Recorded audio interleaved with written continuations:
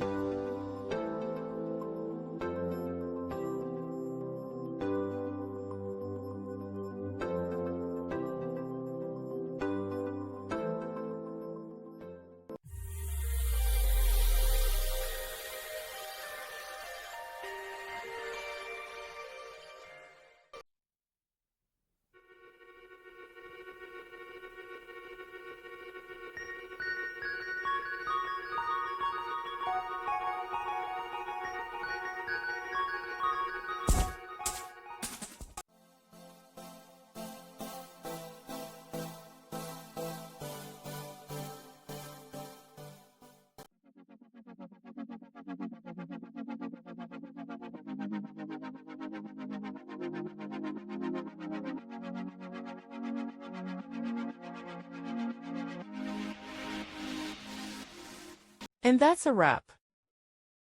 I hope you found the answer you were looking for. If you did, take a second to hit that subscribe button. It really helps out.